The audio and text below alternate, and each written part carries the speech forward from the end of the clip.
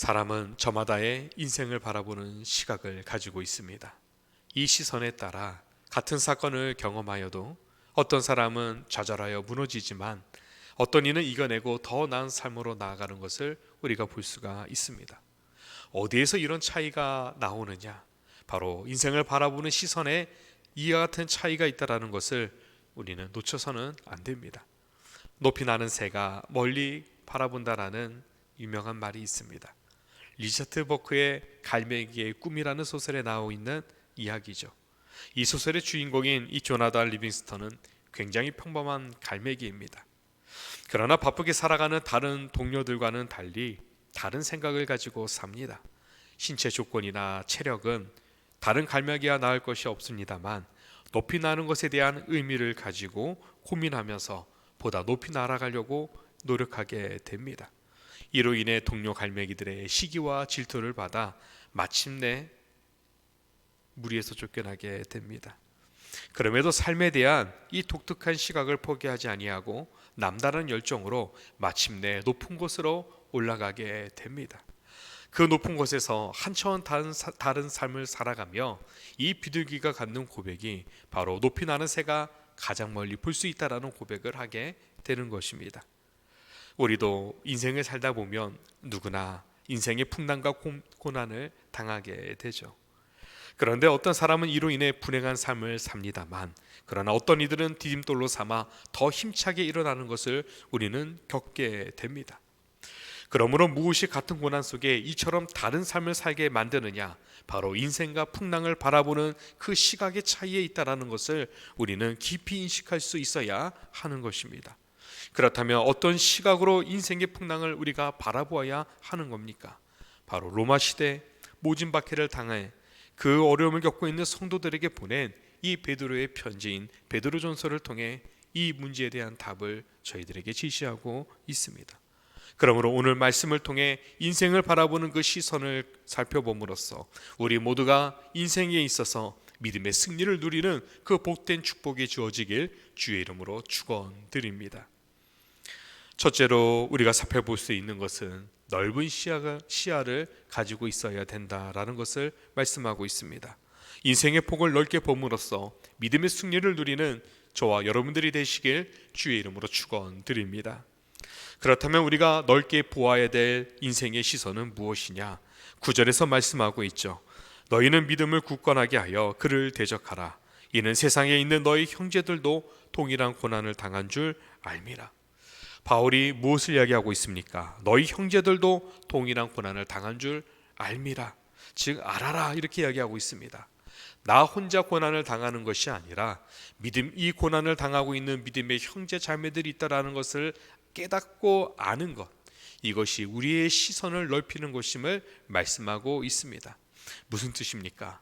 인생의 고난이란 것, 나에게만 찾아오는 것이 아니라는 겁니다. 이 세상에 살고 있는 모든 믿음의 자녀들에게, 형제들에게 동일한 고난을 당했었고 그들이 당하고 있다는 것을 우리가 알아가는 것, 이것을 깨닫는 것이 우리의 인생을 바라보는 시선의 폭을 넓히는 것이다. 오늘 본문이 전하고 있는 메시지입니다. 보통 어려운 일을 당하게 되면 우리가 신세한탄을 하게 되죠. 이때 자주 사용하는 말이 무엇입니까? 바로 왜 나만 이런 고통을 당해야 됩니까? 왜 우리 가족에게만 이런 일이 생기는 것인가? 우리가 이런 말을 하며 우리가 신세를 한탄합니다. 특별히 암과 같이 치료하기 힘든 질병에 걸리게 될 때 우리는 왜 나인가? 더욱 이런 질문을 우리들에게 던지게 되죠. 이런 질문을 던지는 이유가 무엇입니까? 바로 나만 당하는 일이다 이렇게 생각하기 때문에 우리가 이런 질문을, 신세한탄을 하게 되는 것입니다. 이에 베드로는 사도가 주는 권면이 오늘 본문입니다. 뭐라고 말씀합니까? 너만 당하는 아픔이 아니다. 너만 당하는 고통이 아니다. 너만 겪는 슬픔이 아니라고 하는 것을 오늘 본문이 우리들에게 이야기하고 있습니다. 그래서 세상에 있는 너의 형제들도 동일한 아픔과 동일한 눈물과 동일한 슬픔을 겪고 있다는 것을 우리에게 깊이 깨닫도록 이야기하고 있는 것입니다. 누구나 사업에 실패할 수 있습니다. 누구나 시험에 떨어질 수가 있고 누구나 가정에 깨어지는 아픔을 경험할 수 있습니다. 누구나 사랑하는 사람을 먼저 떠나보내는 아픔을 경험할 수 있는 것입니다. 이는 믿지 않는 자뿐만이 아니라 믿음의 사람들에게도 주어지는 일임을 우리가 깊이 알아야 합니다. 그러므로 우리의 시선을 좁혀 나만 당하는 아픔이다, 나만은 당하는 슬픔이다, 눈물이다 이렇게 생각하지 말아야 합니다. 시선을 넓히시기 바랍니다. SNS를 많이 보시면 우리가 갖게 되는 부작용이 있습니다. SNS를 많이 보게 되면 무슨 일을 경험하게 됩니까? 나만 빼고 온 세상 사람들이 행복하다 이런 생각을 가지게 됩니다. 왜 그렇습니까? SNS에 자신의 행복한 사진들을 올리기 때문이죠. 그러나 가만히 생각해 보면 이 SNS에 자신의 불행한 순간, 자신의 괴로운 순간들을 올리는 사람들은 거의 없다라는 것입니다. 그러므로 우리가 기억해야 될 것이 무엇이냐? 느끼지 못할 뿐이고 말하지 않을 뿐이지 누구나 자신만이 안고 있는 아픔과 눈물이 있다라는 것을 우리는 기억해야 됩니다. 그러므로 나만 아픈 것이 아닙니다. 나만 눈물을 흘리는 것이 아닙니다. 이것을 우리가 깊이 인식하고 깨달아야만 합니다. 성경을 보시면 성경에 있는 많은 믿음의 사람들이 등장하고 있습니다. 그러나 그 많은 믿음의 사람들 역시 깊은 아픔과 눈물이 있다라는 것을 우리들에게 말씀하고 있습니다. 믿음의 조상 아브라함을 보시면 그도 아브라함에게도 평생 끌어안아야 될 그만의 아픔과 눈물이 있었다라는 것을 우리들에게 보여주고 있습니다. 그것이 무엇입니까? 바로 자녀의 문제입니다. 그가 75세에 하나님의 부름을 받게 됩니다.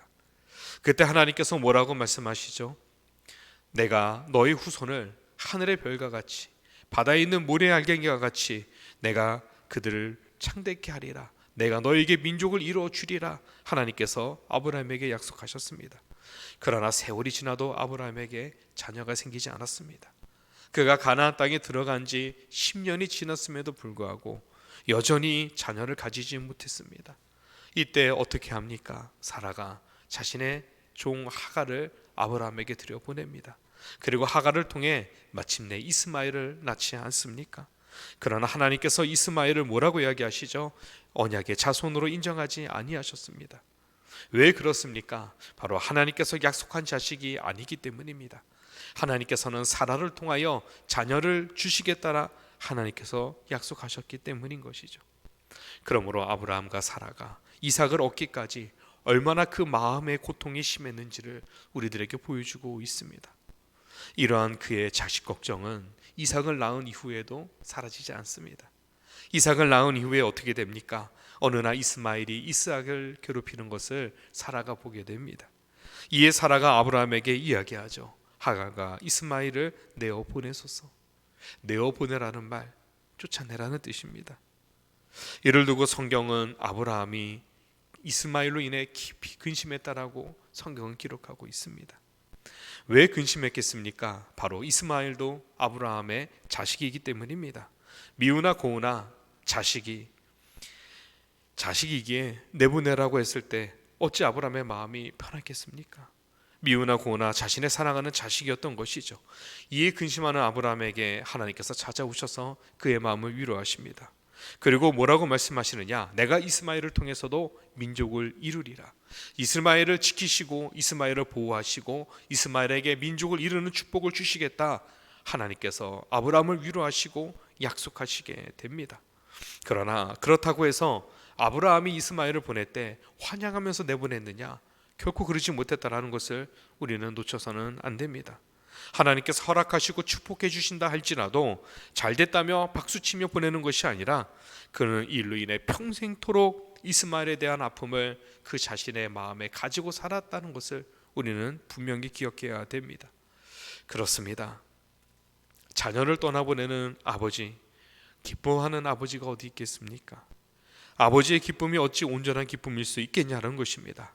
이는 아브라함도 마찬가지입니다. 아브라함의 인생에 기쁨이 주어지는 순간마다 그는 한쪽에는 자신과 함께하지 못하는 아들 이스마엘을 떠올리게 될 것입니다.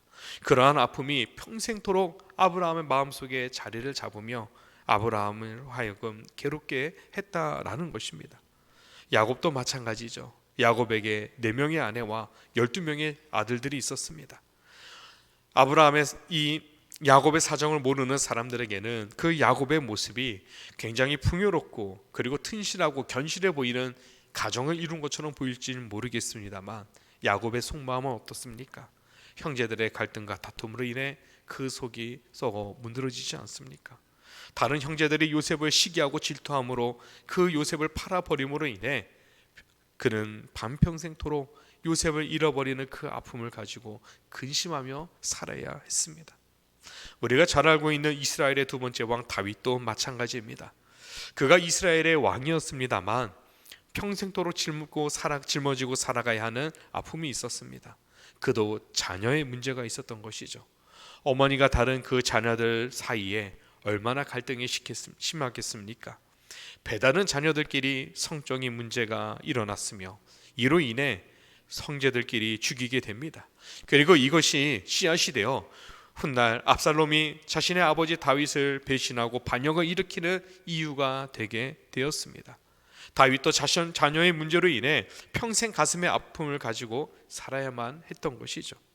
이런 일이 누구의 가정에게 일어난 것입니까? 바로 믿음의 가정들 가운데 주어졌던 일입니다. 성경은 무엇을 말하고 있습니까? 믿음이 좋다 하여 어려움과 고난이 없다 이렇게 이야기하지 않습니다. 오히려 근심과 걱정과 눈물 흘린 날이 많을 것이다, 이것을 말씀하고 있습니다. 사도행전 14장 22절의 말씀이죠. 우리가 하나님의 나라에 들어가려면 많은 환난을 겪어야 할 것이라, 이렇게 이야기하고 계십니다. 성도의 신앙에 무엇이 많다고 말씀합니까? 환난이 많을 것이다, 세상의 근심과 걱정이 많이 주어지게 될 것이다, 이것을 이야기하고 있는 것입니다. 그러므로 이러한 걱정과 근심 속에 이기길 원하십니까? 금실 속에 믿음의 승리를 누리시길 원하십니까? 그렇다면 인생을 바라보는 우리의 시선의 폭을 높이시길 바랍니다. 좋게 보면 왜 나만 당하는 고난이냐 말하며 무너질 수밖에 없습니다. 그러나 인생의 시선의 폭을 넓히게 되면 나만 당하는 고난이 아니라 모든 믿음의 사람들이 당하는 고난이라는 것을 깨닫고 그들이 그 고난을 이겨나갔던 것처럼 우리도 그들의 모습을 본받아 우리도 이 고난에서 이겨나갈 수 있습니다. 그러므로 고난 속에 우리를 지키시고 우리를 위로하시고 우리를 세우시는 주님이 있음을 기억하시고 믿음을 잃지 마시길 축원드립니다. 그로 인하여 믿음의 승리를 누리는 복된 삶을 사시길 바랍니다. 그러므로 우리의 시선을 폭을 넓힘으로써 믿음의 승리를 누리는 은혜가 우리 방주교회 모든 성도들 가운데 주어지길 다시 한번 주의 이름으로 축원드립니다. 두 번째로, 인생을 살아가다 보면 우리는 멀리 보아야 됩니다. 눈앞에 있는 것만 보며 살아가다면 우리는 아무것도 이룰 수 없게 됩니다. 그럴 때 우리는 우리의 인생 가운데 더 멀리 바라본 자만이 믿음의 승리를 누릴 수 있다는 것을 분명히 기억하시고 그러한 믿음의 승리를 누리는 여러분들이 되시길 축원드립니다. 10절에 보시면 베드로 사도가 뭐라고 말씀합니까? 잠깐 고난을 당한 너희를 친히 온전하게 하시며 굳건하게 하시며 강하게 하시며 터를 견고하게 하시리라, 이렇게 말씀하고 있습니다. 바둑이나 장기를 보시면 승리하기 위해서 무엇을 가르치느냐, 항상 두세수 앞을 내다보도록 가르치고 있습니다. 눈앞에 있는 그 한 수에만 매달리면 그 한 수는 이길지 모르겠지만 이 바둑 전체 그 대국을 잃어버릴 수밖에 없게 됩니다. 그러므로 장기나 바둑을 둘 때는 이기기 위해서는 항상 두세수 앞을 내다보며 수를 두도록 가르칩니다. 이는 우리의 인생도 마찬가지입니다. 눈앞에 있는 것만 쫓아가다간 우리가 아무것도 이룰 수가 없습니다. 그러므로 인생에 있어서 항상 두세수를 내다보시길 바랍니다. 오늘 베드로도 무엇을 말하고 있습니까? 인생에 있어서 어떤 시선을 가지고 있어야 되느냐, 이것을 우리들에게 말씀하고 있습니다. 이때 베드로는 더 멀리 보아야 된다, 이것을 이야기합니다. 그런데 단순히 두세수 앞에 있는 것을 보라는 뜻은 아닙니다. 오늘 본문에 등장하는 더 멀리 보아야 된다라는 개념은 우리들이 가지고 있는 잠깐의 개념과는 결코 다릅니다. 여기서의 잠깐은 바로 인생 전체를 뜻하고 있습니다. 그러므로 잠깐 고난을 당한다라는 것은 우리가 이 땅에 살아가면서 고난이 주어지게 되지만 그것이 하나님 나라에 들어가 누릴 영광과 비교한다면 결코 찰나의 시간밖에 되지 않음을 기억하라는 것입니다. 비록 고통이 주어지는 순간만큼은 영원할 것처럼 느껴지지만 실제 영원한 하나님 나라에 누릴 영광과 비교할 때는 결코 찰나의 순간밖에 되지 않음을 우리는 놓쳐서는 안 됩니다. 히브리서 11장 24절에서 말씀하고 있습니다. 믿음으로 모세는 장성하여 바로의 공주의 아들이라 칭함받기를 거절하고 도리어 하나님의 백성과 함께 고난받기를 잠시 죄악의 낙선을 누리는 것보다 더 좋아했다라고 기록하고 있습니다. 그러면서 뭐라고 고백하느냐? 그는 모든 보화보다 더 큰 재물로 여겼으니 이는 상 주심 이를 바라보니라. 모세가 모든 것을 다 내려놓았다 말씀하고 있습니다. 모세가 이렇게 할 수 있는 이유가 무엇입니까? 땅 위에 있는 잠깐의 부귀와 영화와 잠시의 삶보다는 하나님 나라에서 상 주실 일을 바라보았고 그곳에서 영원히 함께 하실 것이라는 것을 믿음으로 바라보았기 때문에 그가 이 땅에서 잠시의 인생을 누린 것보다 하나님의 나라를 소망하며 하나님의 뜻을 따라갔다라는 것을 말해주고 있습니다. 이러한 모세가 시편에서 고백하죠. 인생은 70이요 강건하여도 80이니 연수의 자랑은 수고와 슬픔뿐이요 신속히 가나니 우리가 그러하다. 이렇게 고백하지 않습니까? 인생을 살아도 70에서 80을 살지만 연수의 자랑은 수고와 슬픔밖에 없다 이야기합니다. 이 땅에서 우리가 누리는 그 모든 것이 자랑할 것이 없다라는 겁니다. 그러면서 신속히 간다. 화살이 그 활시위를 떠나 손살같이 날아가는 것처럼 우리의 시간도 그렇게 흘러간다 이야기하고 있는 겁니다. 이 땅의 인생이 길지 않는다라는 것을 말하고 있는 겁니다. 그러므로 믿음에 사는 사람은 멀리 내다보아야 합니다. 그래서 나에게 상 주신 이가 있음을 깨달아야 하고 우리가 영원한 하나님의 나라가 있음을 바라보며 그것이 우리의 위로로 삼으며 믿음의 승리로 삼을 수 있는 주님의 자녀들이 되시길 바랍니다. 우리가 잘 알고 있는 철로 역정을 쓴 존 버년이 있습니다. 존 버년은 굉장히 뛰어난 설교가였습니다만 영국의 설교 금지 법안이 통과됨으로 인해 아주 긴 시간 동안 감옥에 갇혀 지내야만 됐습니다. 자그마치 12년이라는 시간을 그가 감옥에 보내야 됐죠. 그러나 존 버년은 감옥에 있는 시간에 매이지 않았습니다. 그는 눈앞에 있는 인생만 바라본 것이 아니라 더 멀리 있는 것을 바라보고자 했었던 것이죠. 그래서 감옥에서 그가 집필한 것이 무엇이냐? 바로 우리들에게 잘 읽혀지고 있는 철로 역정이라는 귀한 신앙의 도전을 주는 이 서적을 그가 기록하게 된 것입니다. 그래서 그는 죽은 이후에서도 지금까지 많은 신앙에게 도전을 주는 귀한 쓰임을 받을 수 있었던 것입니다. 오늘 이 은혜가 여러분과 저에게도 주어지길 주의 이름으로 축원드립니다. 땅에 주어지는 잠깐의 아픔과 고난에 무너지지 마시고 멀리 여러분들의 시선을 내다보심으로 인해 고난과 아픔과 눈물을 이겨낼 수 있는 믿음의 사람들이 되시길 주의 이름으로 축원드립니다. 세 번째로 인생을 높은 곳에서 내다보아야 된다. 이것을 우리들에게 가르치고 있습니다. 높은 곳에서 본다라는 것은 인생에 있어서 한 차원 높은 시각으로 우리의 문제를, 우리의 고난을 우리가 다른 시각으로 볼 수 있어야 됨을 말하고 있습니다. 비행기를 타고 활주로를 떠나다 보면 우리가 새로운 시선을 경험하게 됩니다. 활주로에서 비행기가 멀어질수록 우리가 치열하게 살아갔던 우리의 삶의 현장들이 점점 작아지는 것을 보게 됩니다. 나중에는 큰 빌딩도 개미만하게 보이게 되죠. 이때 우리가 깨닫는 것이 있습니다. 무엇을 깨닫습니까? 치열하게 살아갔었던 내 인생의 전부라고 여겼던 그 도시와 그 삶이 정말 작은 것에 불과하다는 걸 우리가 깨닫게 되지 않습니까? 우리의 인생도 마찬가지입니다. 우리가 인생을 살펴볼 때 눈앞에 있는 문제들만 낮은 자리에서 보는 것이 아니라 우리의 인생에 있어서 우리가 더 높은 차원에서 우리의 인생을 살펴보게 될 때 우리는 다른 시선을 가지고 다른 시야를 가지고 우리의 문제를 새롭게 살펴보며 받아들일 수 있게 된다라는 것을 우리는 잊어서는 안 됩니다. 특별히 고난과 아픔이 그렇습니다. 성도가 믿음으로 승리하기 위해서 무엇이 필요합니까?